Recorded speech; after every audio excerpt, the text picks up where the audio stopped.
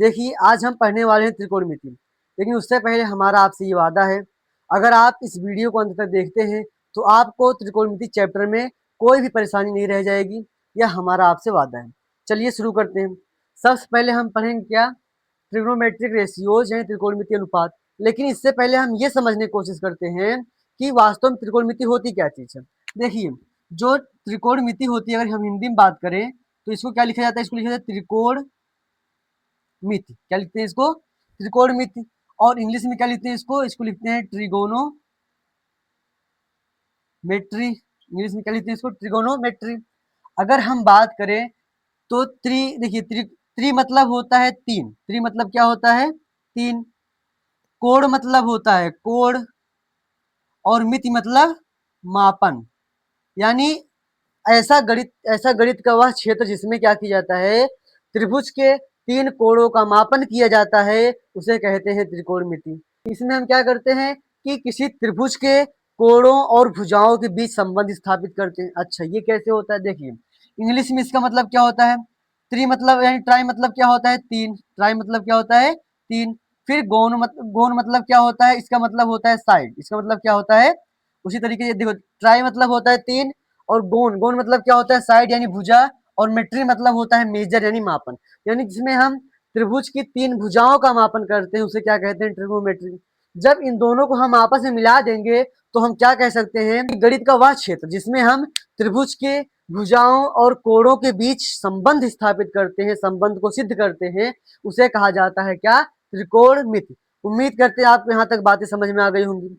इसमें एक बहुत ही इंपॉर्टेंट बात है, यानी बहुत ही इंपॉर्टेंट फैक्ट है।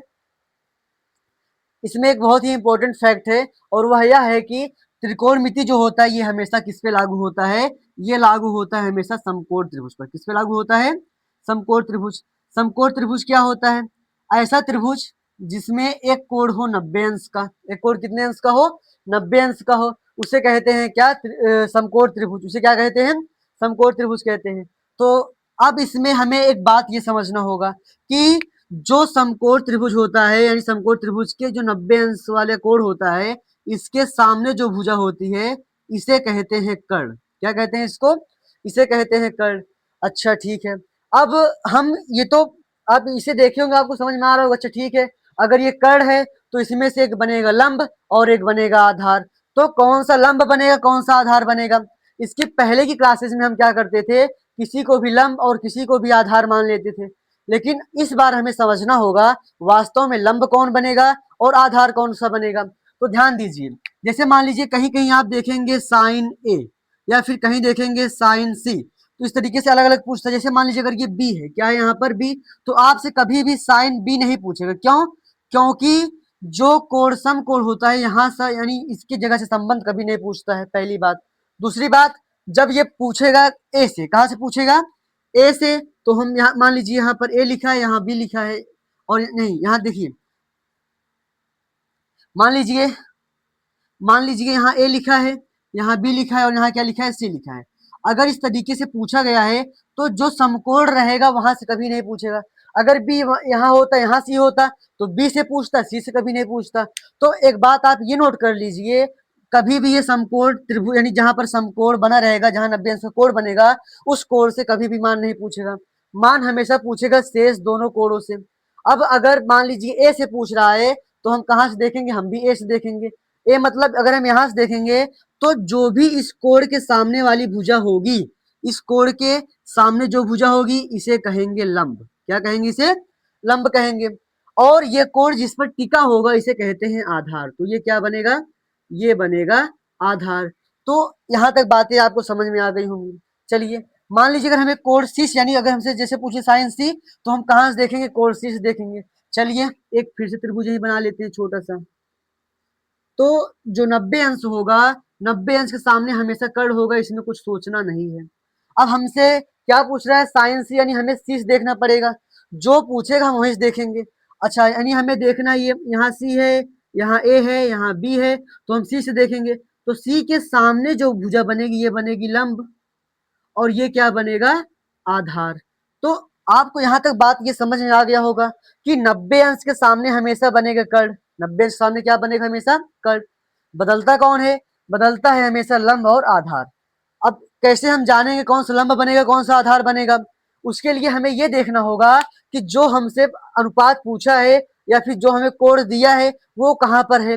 मान लीजिए जो कोण हमें पूछा है वो यहाँ पर है, तो इसके सामने जो होगा ये बनेगा लंब, और ये जिस पर टिका रहेगा वो बनेगा आधार।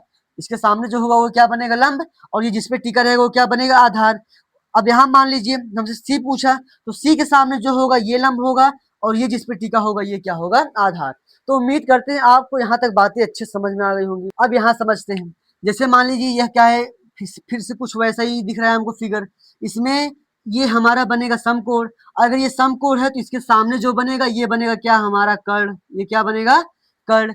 और मान लीजिए यहाँ पर दिया है थीटा। अब हम एक जगह मानकर चलते हैं, यहाँ थीटा मतलब जो कोण हमें लेना है यहाँ से लेना है, तो इसके सामने जो भुजा बनेगी यह बनेगा लंब। क्या बनेगा? ये लंब। और ये कोण जिस पर टिका है ये क्या बनेगा? आधार। तो उम्मीद करते हैं आपको यहाँ तक बातें समझ में आ गई होंगी। अब ये हम फिर से क्यों लिख रहे हैं? एक तो आप यहाँ ये समझ लेंगे थोड़ा सा और कि क्या होता है लंब, क्या होता है कर्ण, क्या होता है आधार। अब यहाँ हमें क्या समझना होगा? अब यहाँ देखिए, हम यहाँ पर अब कुछ अनुपात बनाएंगे। क्या बनाएंगे? अनुपात, जिन्हें क्या कहते हैं? जिन्हें कहते हैं ट्रिग्नोमेट्रिक रेशियोज, यानी त्रिकोणमितीय अनुपात। अच्छा वो है क्या?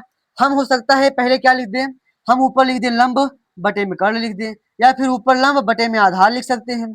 अच्छा और क्या लिख सकते हैं? हमने बोला नहीं, हमें ऊपर क्या चाहिए? कर्ण चाहिए। ठीक है, अगर हम ऊपर कर्ण लिखेंगे तो बटे में या तो आधार लिखेंगे या फिर क्या लिखेंगे? लंब लिखेंगे।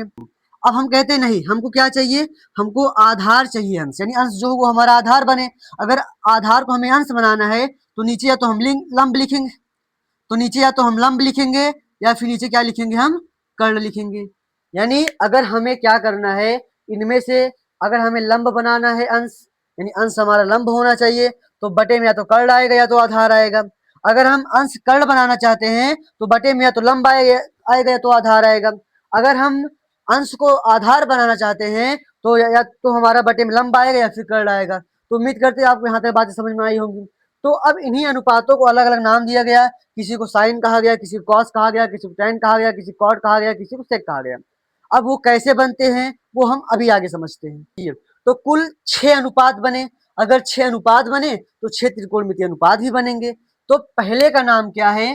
पहला होता है साइन थीटा, दूसरा होता है कॉस थीटा, तीसरा है हमारा टेन थीटा, चौथा है हमारा क्या? कॉट थीटा, पांचवा है हमारा सेक थीटा, छठा है हमारा क्या? Cosec theta.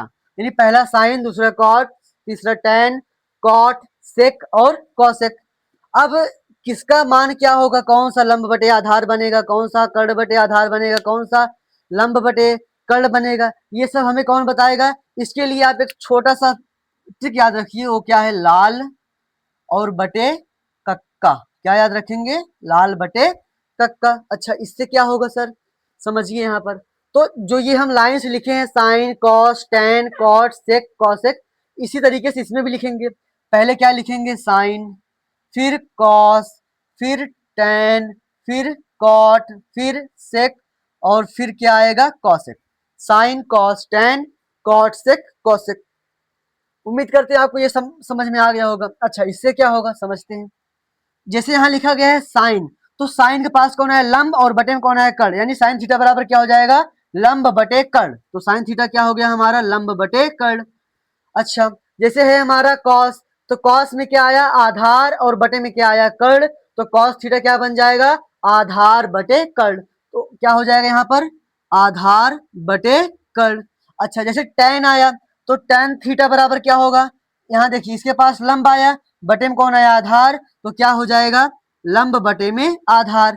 अच्छा फिर कॉट के पास आइए, कॉट क्या बनेगा? कॉट के पास आया आधार, और इसके बटे में कौन है? लंब। तो क्या हो जाएगा?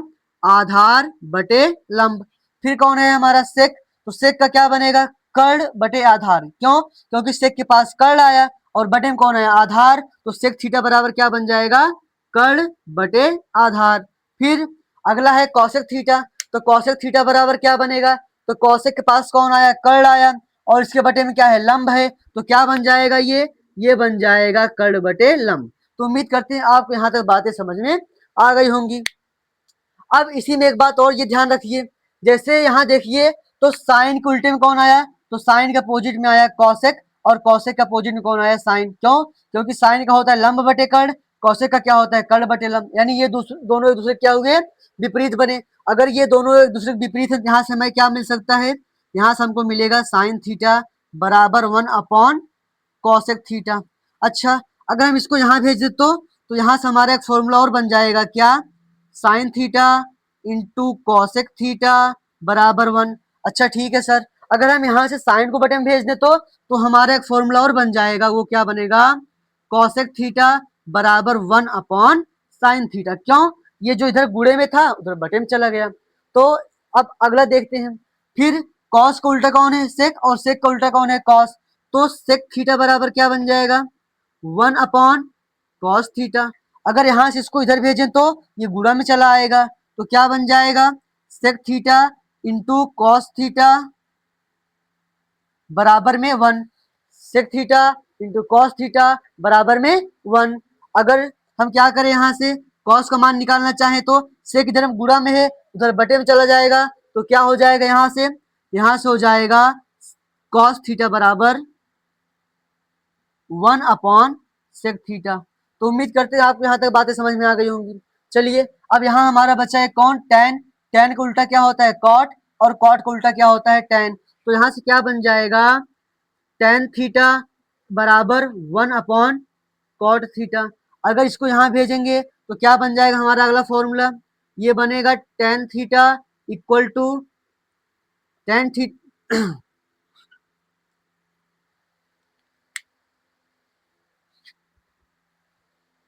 तो अगला फॉर्मूला क्या बनेगा यहाँ पर, ये बन जाएगा tan theta into cot theta बराबर 1।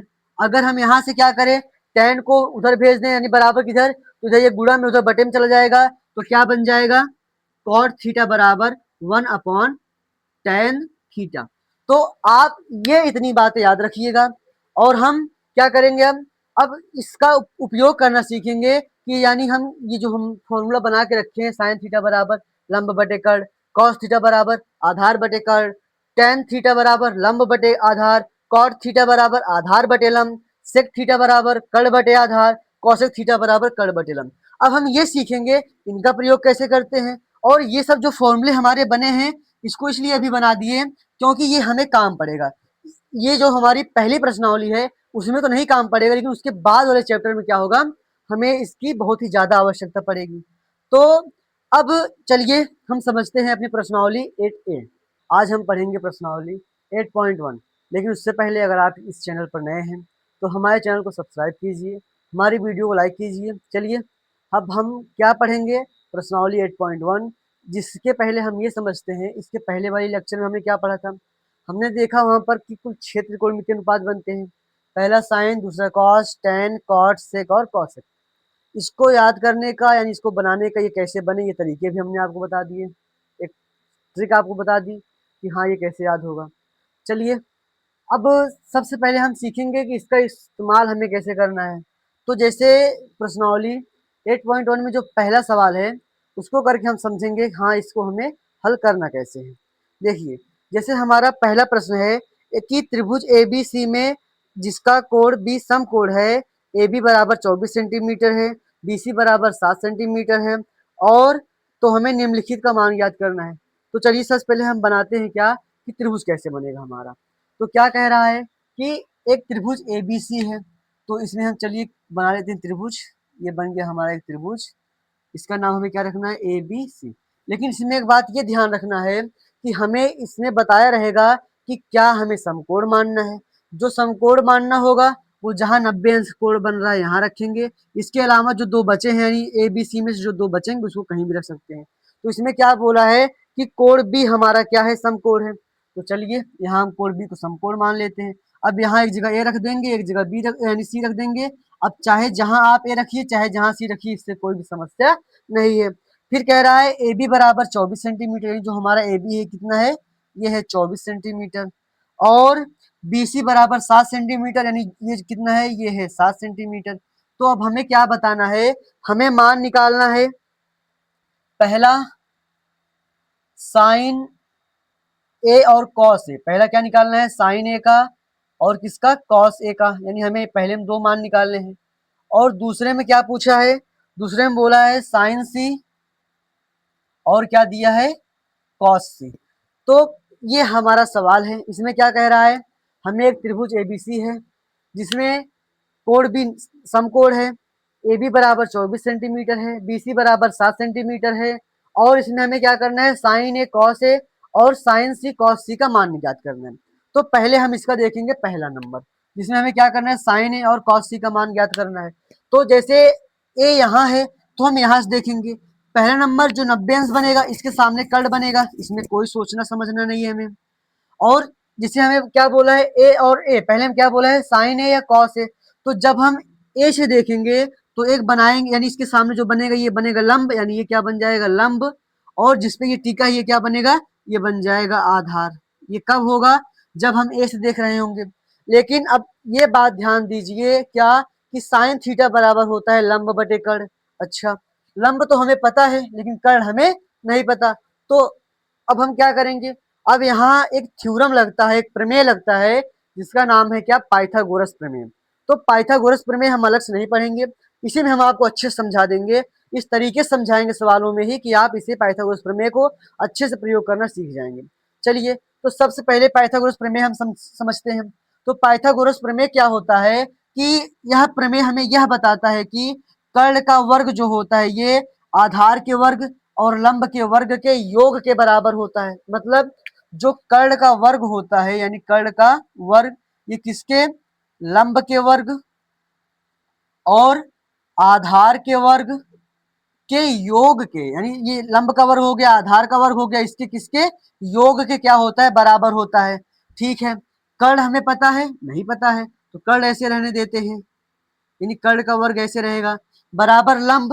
लंब क्या है, तो देखिए जब हम क्या, लंब कर्ण और आधार में से किसी एक को निकालते रहेंगे तो कर्ण तो ये बनेगा तय है, लंब और आधार चाहे जिसे मान लीजिए। लेकिन जब हम इन्हें हल करना शुरू करेंगे, sine cos A, sign C cos सी, ये सब हल करेंगे, उस समय लंब और आधार फिक्स रहते हैं, उस समय नहीं बदल सकते।